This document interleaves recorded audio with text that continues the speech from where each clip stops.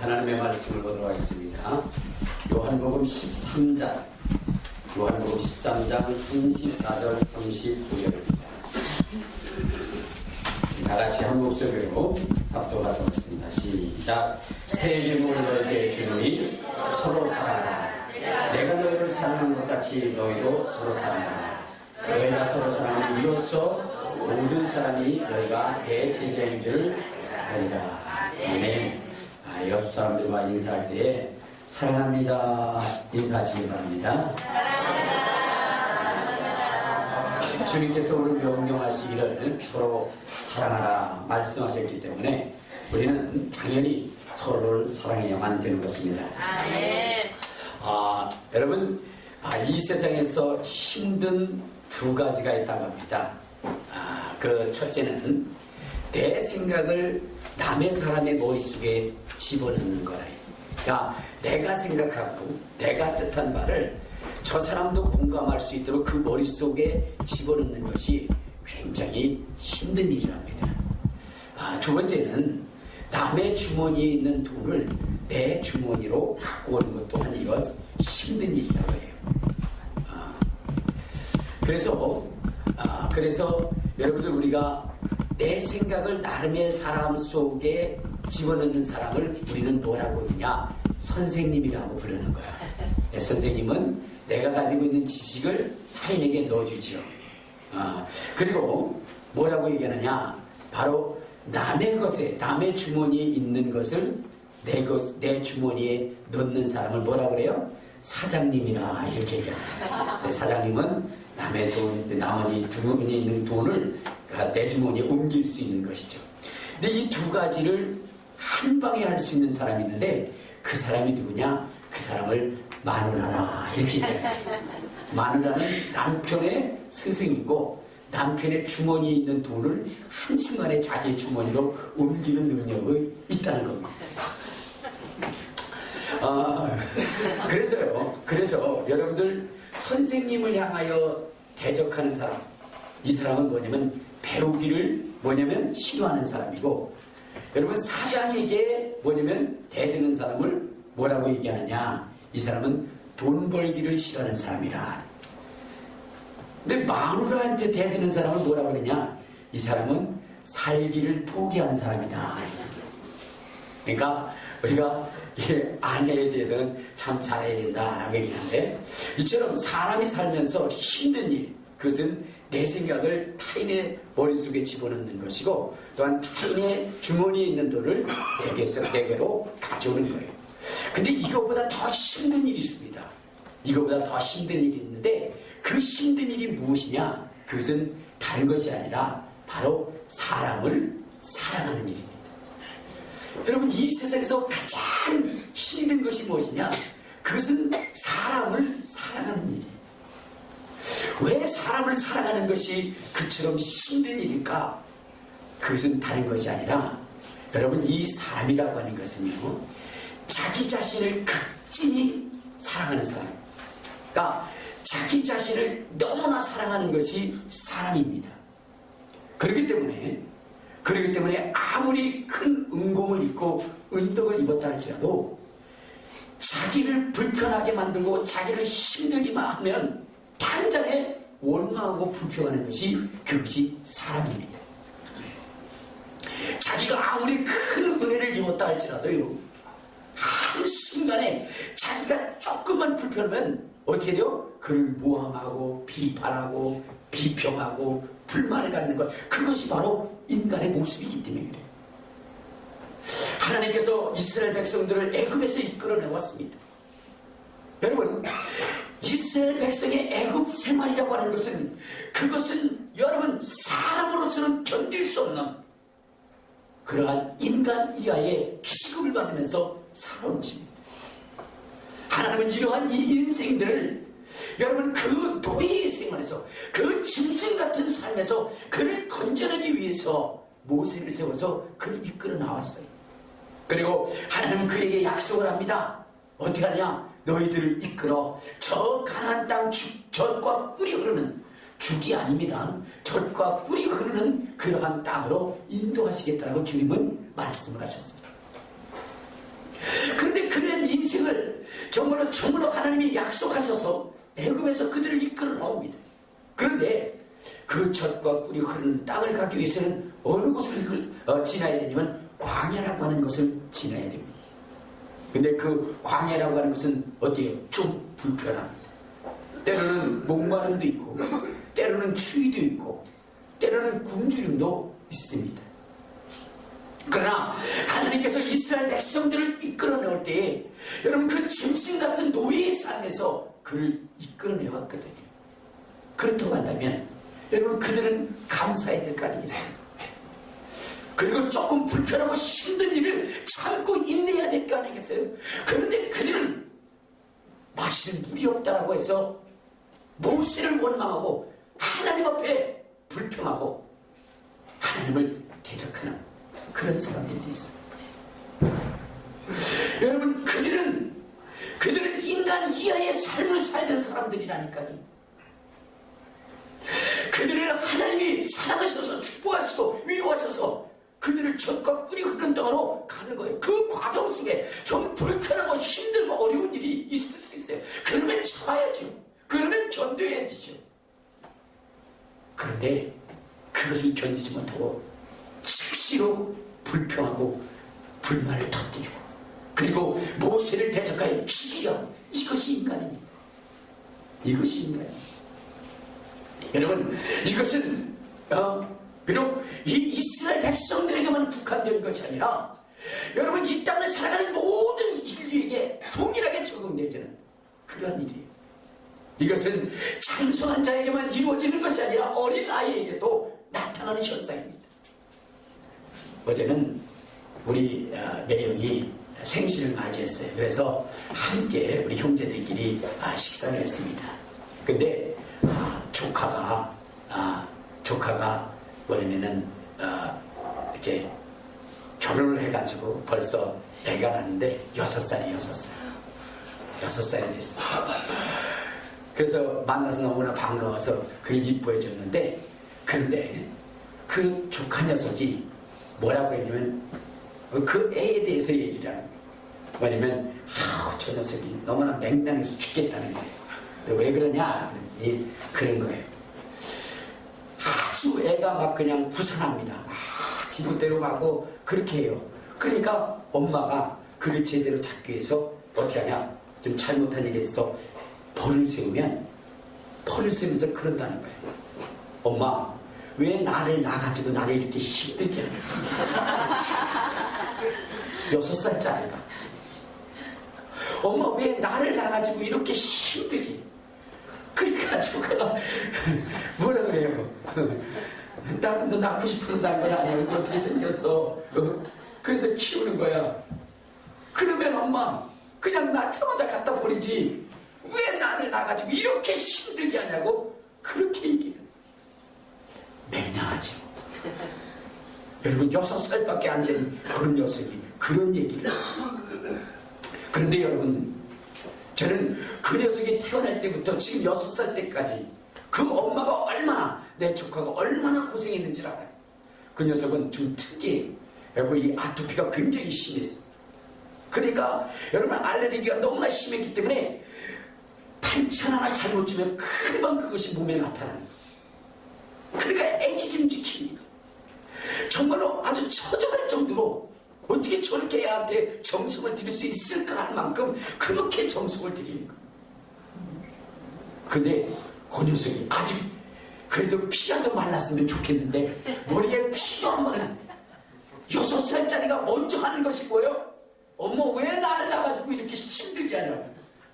그것도 자기를 힘들게 하려는 것이 아니라 자기가 옳은 사람, 모든 사람들에게 존경받을 수 있는 그러한 사람으로 성장시키기 위해서 그의 잘못된 점을 지적하고 그것을 고쳐주려는데, 이 녀석은 그렇게 생각하지 않는 거예요. 자기를 괴롭게 하는 사람으로만 비춰지는 거예요. 여러분, 그것이 인간입니다. 여러분들은 안 그렇습니까? 여러분들도 마찬가지. 그렇게 수없는 도움을 받았음에도 불구하고, 그랬음에도 불구하고 조금만 내게 불편하면 확 돌았습니다. 안면을 싹 바꿔요. 그렇죠? 그리고 가면을 써요. 여러분, 그것이 우리 인생입니다. 그러니까 그러한 인생을 살아간다는 것이, 그것이 심히도 어려운 일입니다. 수없이 사랑으로 그를 품고 안아주지만 한 가지 때문에 꼭 고양이하고 똑같아요. 10가지 중에 9가지 잘해주다가 한 가지 잘하면 그것에 앙심을 품고 보복하는 그 고양이처럼 우리 인생은 그런 것입니다. 뿐만 아니라 여러분, 인생은 불평과 불만을 갖는 그러한 인생일 뿐만 아니라 인간은 배신하는 존재. 아무리 잘해줬다 할지라도, 그 사람으로 말미암아 내가 성공했다 할지라도 어느 순간인가 더 높은 자리를 위해서 자기를 그처럼 이끌어주고 사랑해줬던 그 사람 등 뒤에 비수를 꽂는 것이, 그것이 바로 인생이라는 것입니다. 인류의 역사를 보면 배신의 역사예요. 아무것도 할 수 없었던 그 사람을 키워줬더니 어느 순간인가 그 사람의 등에 어때요? 비수를 꽂아서 그 자리에 자기가 앉아서 군림하는, 그것이 바로 인생입니다. 그래서 인류의 역사는 배신의 역사라고 그렇게 이야기를 하는 것입니다. 가이사라고 하는 사람이 자기 정말로 브루투스를 자기 친아들처럼 사랑해줬는데 어느 날 그 브루투스가 바로 가이사의 등에 칼을 꽂아서, 그래서 바로 죽게 하는 이러한 비극적인 역사가 인류의 역사라. 성경에도 보면 무수한 그러한 배신의 역사들이 있어요. 이스라엘 왕들의 그러한 그 계보를 보면 끊임없이 반역하고, 그리고 그 권좌를 탐하는 그러한 역사의 연속성이 있다는 거예요. 여러분, 이러한 이 사람들을 사랑한다는 것이 얼마나 힘들고 어려운 일이겠습니까? 그것은 다른 게 아니라 우리가 누구의 피를 이어받았기 때문에 그러냐? 우리의 조상 아담, 하와의 피를 이어받았기 때문에 그러한 일들을 지속적으로 바로 나타내게 되는 거예요. 아담과 하와에게 하나님이 에덴 동산을 만들어 놓으시고 그 모든 것들을 다 누리게 했어요. 정말로 벌거벗었던 아무것도 할 수 없는 무능한 인간에게 하나님이 주실 수 있는 최고의 축복을 주었건만, 이 인류는 무엇을 했습니까? 너도 하나님처럼 될 수 있다라고 하는 말에 속아서 하나님의 자리를 짓밟고 자기가 그 자리에 앉아서 그 하나님이 받는 영광을 받아냈던 것이 인류의 시작이 아닙니까? 여러분, 그래서 인류는 끊임없이 이러한 이 배신의 역사를 가지고 있는 거예요. 자, 그러한 인생을 살아간다는 것이 쉬운 일이겠습니까? 여러분, 한번 생각해 보세요. 항상 불평과 불만을 갖는 사람을 사랑할 수 있겠습니까? 아니, 자기 등 뒤에다 칼을 꽂을 그러한 사람, 이 배신자를 사랑할 수 있겠느냐 이 말이죠. 여러분, 예수님도 누구에 의해서 붙잡힘을 받고 누구에 의해서 죽임을 당했습니까? 가장 사랑한 사람, 3년 동안 먹여주고 입혀주며 그를 높여줬던 그 주님을 배신한 그 사람이 누굴까요? 바로 유다 아닙니까? 여러분, 이러한 것이 인생의 본심이라는 겁니다. 그런데 이러한 것을 사랑한다는 것이 쉬운 일은 아니에요. 여러분들, 제가 질문을 하면 그런 얘기를 합니다. 여러분들, 신앙생활이 쉽습니까? 어렵습니까? 라고 하면 대부분 어렵습니다 하는 그런 말들을 해요. 이유가 뭘까? 여러분, 한번 제가 질문해 볼까요? 여러분들, 신앙생활이 어렵습니까? 어렵습니까? 어려워요. 쳐봐요. 쉽지 않은 사람 한 사람도 없지. 다 어렵다고 얘기했잖아요. 그러면 왜 신앙생활이 힘들고 어려운 것일까? 그것은 다른 것이 아니라 성경이 우리에게 명령하고 있는 명령이 있어요. 그것은 뭐냐면 서로 사랑하는 것이 힘든 거죠. 근데 사랑하는데 여러분, 그냥 사랑하는 것이 아니라 어떻게 사랑하라고요? 피차에 뜨겁게 사랑하라. 뜨겁게 사랑하라.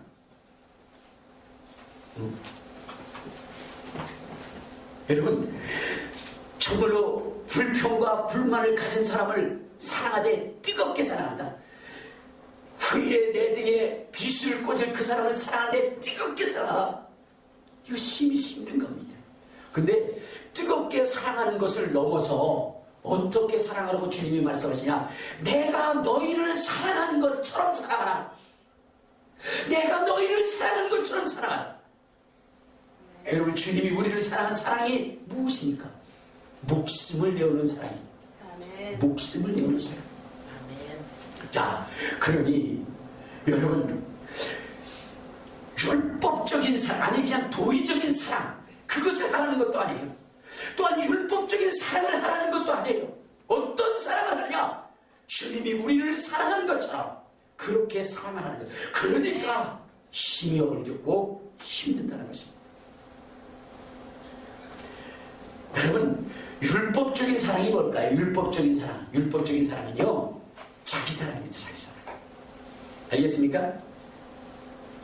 그래서 성경에 보면은 내 이웃을 사랑하되 어떻게 사랑하세요? 내 몸과 같이 사랑하세요. 내 몸과 같이. 예. 그래서 두 보롯이 있을 때는 어떻게 하나? 한 보를 주라 그랬어요.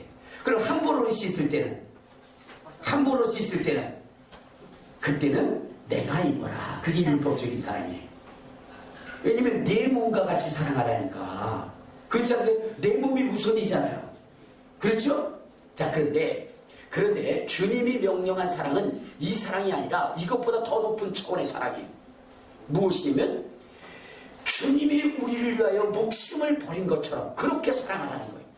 내가 너희를 위하여 목숨을 버린 것처럼 사랑하라는 거예요. 그러니까 사랑이 어떻게 되는 거예요? 더 커지는 거지. 자기 자신보다 누구를 사랑하는 거예요?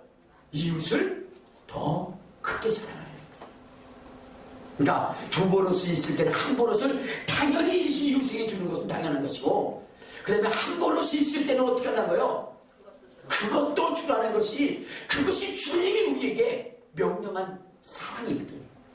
자, 그러니까 그런 사랑을 우리가 할 수 있어요, 없어요? 없어요. 그러니까 힘든 거예요. 그런데 성경은 그렇게 사랑하라고 명령하고 있습니다.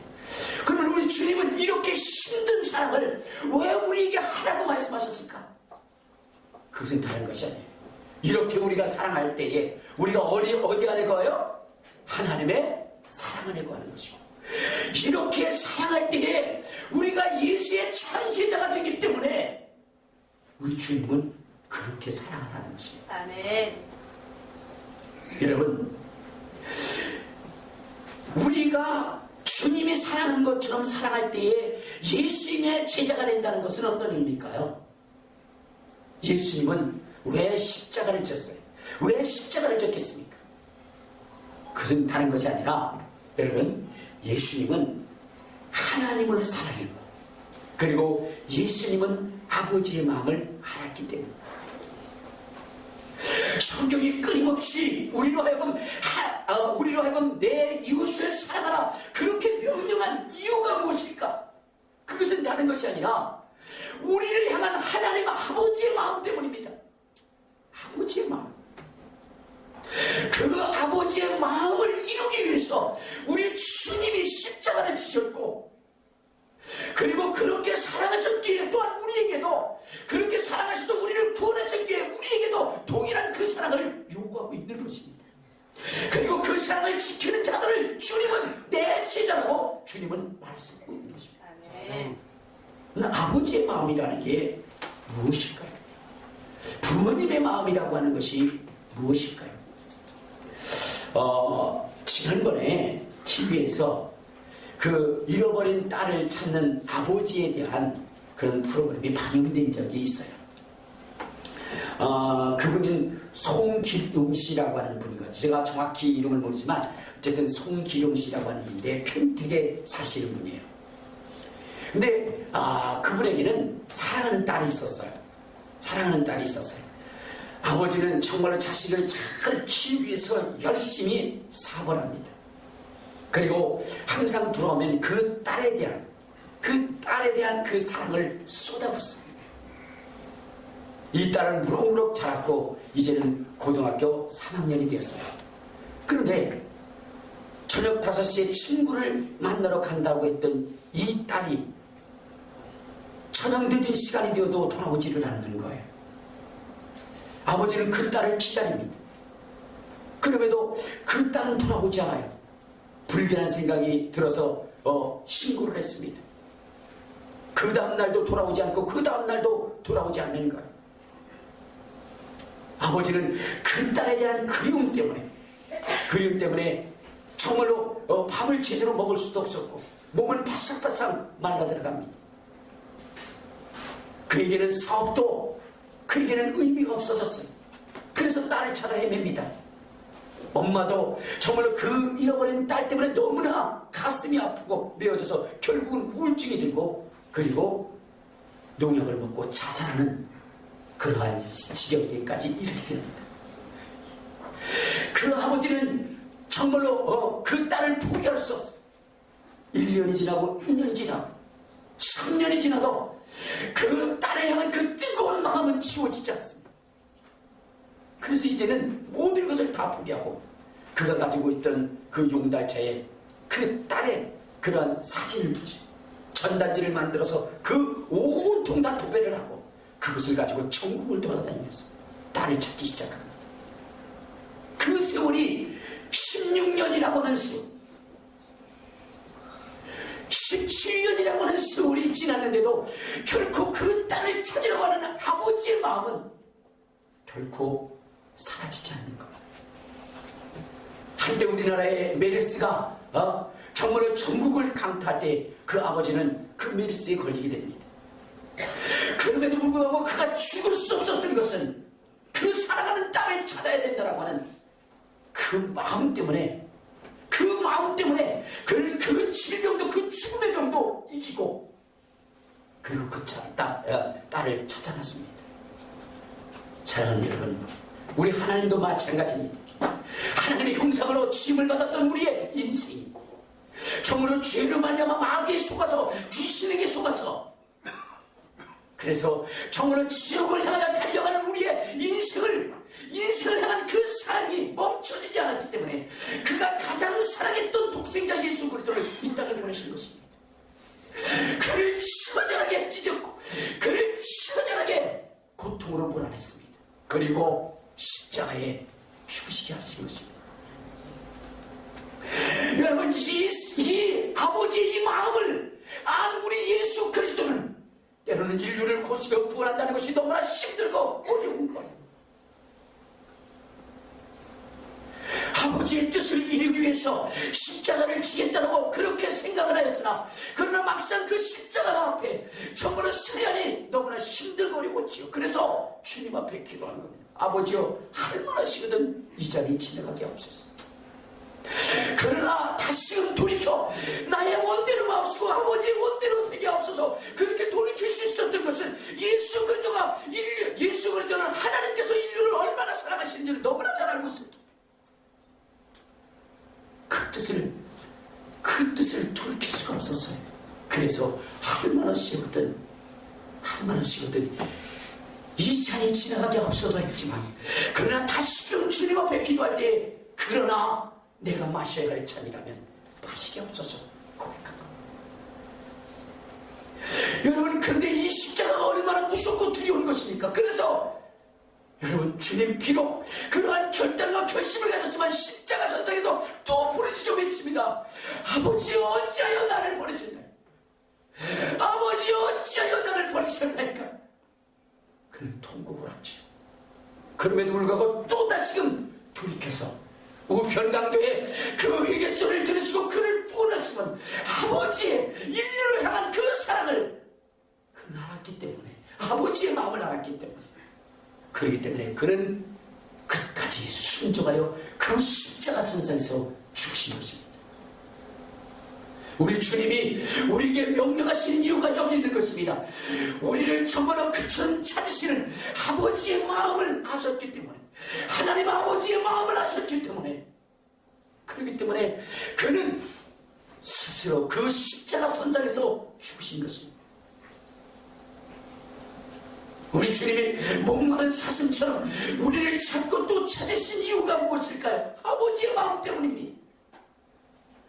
그의 온몸이 산가스로 찔리며 찢겨지는 상태 속에서도 우리를 위해서 희생하신 이유는 아버지의 마음을 알았기 때문입니다. 자식을 향한 부모의 뜨거운 마음, 여러분 아십니까? 그것은 그 어떤 것으로도 막습니다. 비록 그 자식이 내게 힘들고 어렵고 고통스럽고 부담스러운 자식이라 할지라도 여러분, 부모는 그 자식을 포기하지 않는 것. 우리 하나님이 바로 그러한 분이셨다는 겁니다. 자식이라고 하는 것이 정말로 나중에 낳고 나보면 대부분 얘기하는 게 뭐라 그래요? 자식이 원수요. 자식이 원수요. 그렇게 잘해줘도요, 빼딱빼딱대고 그다음 원망하고 불평하는 게 그게 자식입니다. 그럼에도 불구하고 여러분들 포기하십니까? 아니잖아요. 여러분, 그를 그렇게 개방난이 같았던 그 자식을 더 아름답게 보존하고 그리고 끝까지 지켜준 게 부모입니다. 근데 자식은 그것조차도 배신하고 떠나는 거예요. 딸들이 그래요. 아버지, 나는 평생 아버지만 모시고 살아. 얼마나 입에 바르는 소리를 하지. 그래가지고 그래 너밖에 없다. 근데 어느 날 아빠 빠이빠이 했는데 남자가 생겼다. 금방 배신해요. 그래도 아버지는 그 자식을 버리지 않습니다. 그게 아버지의 마음이거든요. 오늘 여러분들이 보실 때 양쪽에 이렇게 아름다운 이런 꽃꽂이가 되어져 있는데 이것은 다른 것이 아니라 우리 김용진 전도사님 어머니, 아버지 되시는 우리 김용세 집사님과 박선아 집사님이 정말로 아들을 떠나보내고 이제 정말로 아들이 사역했던 이곳에 정말로 아름다운 꽃장식을 하고 싶다라고 해서 두 분이 이렇게 헌신한 겁니다. 뿐만 아니라 또 점심까지도 대접하겠다고 그렇게 했어요. 제가 여러분들에게 이 말씀을 드리는 것은 사실은 우리 김용진 전도사님이라는 분은 어찌 보면 그 부모의 큰 짐일 수도 있어요. 태어나면서부터 항상 병원을 진입하고 그랬어요. 갈비타면 병원, 한겨도 정말로 어떤 때 보면 1년에 한 3분의 1 갈까 말까 할 정도로 또 어떤 때는 전혀 가지 못하는 그러한 상황까지 있어요. 그럼에도 불구하고 같이 그를 위해서 기도하고 그를 위해서 부르죠. 그를 위해서 가는 거야. 그래서 그 전도사님이 의학적으로는 20살밖에 살 수 없다고 하는데 29살까지 이렇게 있으면서 주의 사역도 하고 그랬습니다. 그러고 보면 저는 생각하기를 그렇게 생각해요. 이제 전도사님이 떠났으니까 때로는 부모의 마음에 홀가분한 마음도 있을 거라고 생각을 했어요. 아까 대화 중에 그런 거예요. 목사님, 30년의 세월이 이렇게 빨리 지나갈 줄 몰랐어요. 내 아들과 헤어질 순간이 이렇게 빨리 올 줄 몰랐어요. 너무나 아쉬워하는 그 모습을 봤어요. 때로는 정말로 힘들고, 여러분 긴 병에 효자 없다고 그랬잖아요. 긴 병에 효자 없다는 얘기가 있어요. 그러면 거기에 몇천만 원씩 병원에 갖다 주면서 그가 뼈가 부서지도록 번 그 모든 물질을 다 병원에 갖다 주면서 그 자식을 살리했던 그런 그 부모의 마음에 이 시간이 1년, 2년도 아니고 30년의 세월에 그러면 때로는 놓고 싶은 마음도 있을 것입니다. 그러나 한순간도 그것을 힘들다 여기지 않고 그것을 어렵다 여기지 않고 그것을 부담으로 여기지 않고 지금 떠난 이 순간이 정말로 한순간에 지나간 것 같다고 그렇게 이야기하는 모습을 볼 때 부모가 자식을 향한 사랑이 얼마나 큰 것인가를 그것을 느끼게 됐습니다. 하나님도 마찬가지예요. 우리가 인류가 죄를 범하고 정말로 죄를 먹고 마시고 하나님을 떠난 그 삶 속에 우리 주님은 한순간도 우리 인생을 잊어본 적이 없어요. 우리를 찾으시려고 했고 우리를 만나시려고 했고 우리를 부르시려고 한 것입니다. 그분이 떠난 연후에, 우리 전도사님이 떠난 연후에 이제 그 마지막까지도 이미 떠나버렸으면 아예 이제는 끝이겠지 라고 할 텐데, 그 죽음 이후에도 정말로 아들을 향한 아들의 소원을 이루기 위해서 이쪽 저쪽으로 다니면서 그 하는 모습을 볼 때 참 부모의 사랑이라는 것이 저런 것이구나 라는 것을 느끼. 내 자식이 일했던 이곳에, 사역했던 이곳에 잊지 못해 그의 죽음 이후에도 이렇게 아름답게 장식을 하고 또 함께했던 우리 성도들을 먹이기 위해서 그 많은 그런 병원비도 있었을 텐데 그것도 뒤로 하고 와서 이렇게 먹이고 또 수고한 분들에게 일일이 인사하는 그 모습, 이것이 바로 부모예요. 그러면서도 조금도 힘들게 느껴지지 않는 이 모습, 이것이 부모입니다. 우리 하나님의 마음도 그런 거. 비록 여러분 인간이 원망을 하고 불평을 하고 죄를 짓고 그리고 하나님을 배신하여 하나님처럼 되려고 했던 그러한 인류를 할지라도 하나님은 놓칠 수 없는 것입니다. 하나님의 형상을 따라 지음을 받은 그 인생을 놓을 수가 없는 겁니다. 그것을 우리 주님 아셨기에 우리 예수님 십자가에 못 박히는 것을 여러분 마다치 않냐고 십자가를 지신 것입니다. 오늘 주님이 우리에게 이웃을 사랑하라 하신 이유가 바로 여기 있는 겁니다. 아버지가 형제를 사랑하기, 아버지가 이웃을 사랑했기에, 우리의 심령들을 사랑했기에 여러분 그 아들이 그것을 끊을 수 없어서 그래서 그 일에 자기 자신을 바친 거죠. 오늘 우리 주님도 우리가 그렇게 살기를 원하시는 것입니다. 아멘. 사랑하는 성도 여러분, 오늘 우리 진실함으로 이웃을 사랑할 수 있는 사람들이 되시기 바랍니다. 아멘. 사람은 원망하고 불평하는 사람이에요. 그리고 배신하는 사람입니다. 그런데 여러분 그 심령이 놀랍게 변화되는 것이 있는데 그것이 무엇이냐? 바로 예수의 사랑을 체험하고 예수의 사랑으로 살아갈 때에 역사가 일어난다는 거예요. 도덕적인 사랑도 인간을 변화시킬 수 없어요. 율법적인 사랑도 인간을 변화시킬 수 없습니다. 그러나 예수님의 사랑은 인간을 변화시킬 수 있기 때문에 주님이 내가 너희를 사랑한 것처럼 사랑하라고 말씀하신 겁니다. 아멘. 그렇게 원망하기 좋아하고 배신하기 좋아하고 그러한 인간이랄 때도 진실로 변할 수 있는 것이 있다는 것입니다. 그것이 뭐냐? 그리스도의 사랑이라는 것입니다. 아멘. 그리스도의 사랑, 예수의 사랑이 있으면 변화시킬 수 있어요. 아멘. 여러분, 주님에게는 귀한 제자들이 있었지요. 그 중에 바로 베드로라고 하는 사람이 있었습니다. 근데 베드로라고 하는 사람이 주님을 만나 주님을 따라다닐 때에 그때 그는 주님을 뜨겁게 사랑하려고 했어요. 주님을 도덕적으로 사랑하려 했고 율법적으로 사랑하려 했어요. 그래서 주님이 죽으신다는 말 속에 그는 이렇게 고백합니다. 다른 사람이 다 주님을 버린다 할지라도 내가 도덕적으로 윤리적으로 사람의 도리를 생각할 때 나만큼은 주님을 버릴 수 없습니다. 또한 내가 율법을 아는 자로서 주님을 배신할 수 없습니다. 그렇게 고백했어요. 그런데 이것이 산산이 무너졌습니다. 산산이 깨어졌습니다. 주님이 죽으시는 그 현장 앞에서 그는 자기를 향한 자기 사랑을 버리지 못해서 그래서 주님을 3번 부인하게 됩니다.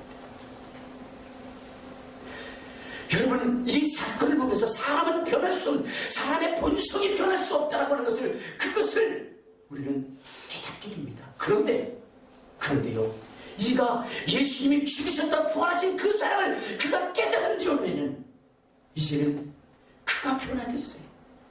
원망하기 쉬운 그의 성품이 변화되었고 배신했던 그의 성품이 변화되어서 이제는 주님을 위해서 주님이 못 박으신 십자가를 향하여 올라가고 주님이 정말로 제대로 십자가에 못 박았다면 나는 그처럼 못 박힐 수 없다고 해서 거꾸로 못 박혀 죽이는 이러한 일을 행하게 됩니다. 여러분, 예수의 사랑을 가지면 이렇게 배신하기 쉽고 원망하기 쉬운 인생이라도 변화시킬 수 있다는 것입니다. 오늘 지금 세상이 변하지 않는 것은 우리는 율법적인 사랑을 가지고 있었기 때문에, 도덕적인 사랑을 가지고 있었기 때문에 그들이 변하지 않는 거예요. 우리가 그리스도의 사랑을 가지고 있다고 한다면 세상은, 사람은 능히 변할 수가 있는 것입니다. 여러분들이 율법적인 사랑을 가지고 있는지, 예수 그리스도의 사랑을 가지고 있는지를 우리가 안다면 무엇으로 알 수 있느냐? 전도할 때 보면 알아요. 전도할 때 여러분들 전도를 합니다. 예수 믿어야 구원받습니다. 그렇게 얘기를 해요. 그때 그것을 잘 받으면 그래요? 감사합니다. 저를 교회로 데리고 가세요. 그러면은 교회를 데리고 가요. 감사합니다. 그런데 전도하다가 그 사람이 내 인격에 상처를 줘요. 나를 무한하게 만들어. 이렇게 하시려면 다시는 오지 마세요. 나는 종교가 불교거든요.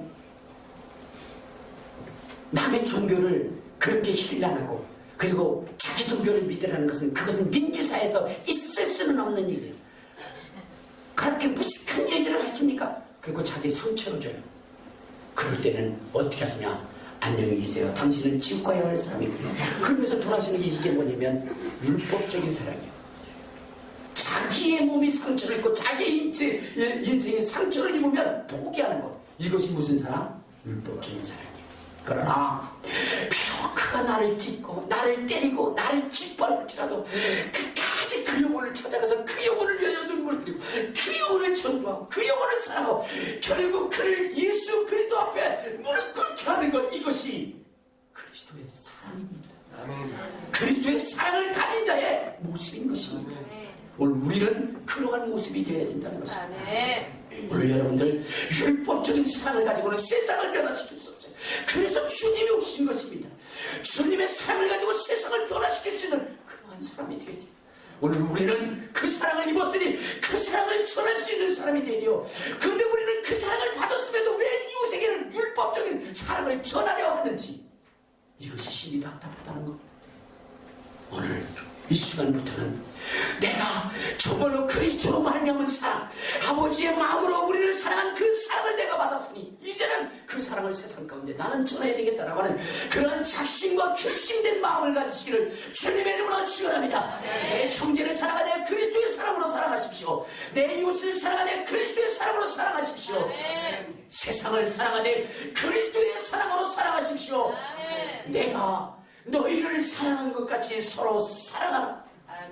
그리할 때 세상은 너희를 그리스도의 제자라고 그렇게 부른다고 합니다. 여러분, 우리가 주님의 제자가 되기 위해서도 정말로 주님이 아버지께서 원하시는 세상의 무수한 사람들을 주께로 인도하기 위해서도 오늘 주님이 우리를 사랑한 그 사랑을 세상에 전할 수 있는 우리 모두가 되시기를 주님의 이름으로 축원합니다. 우리 주여 한번 부르고 통성을 기도할 때 주님, 나 주님의 말씀대로 주님의 뜻대로 살기를 원합니다. 주여 도와달라고 주여 한번 부르고 통성을 기도하시겠습니다. 주여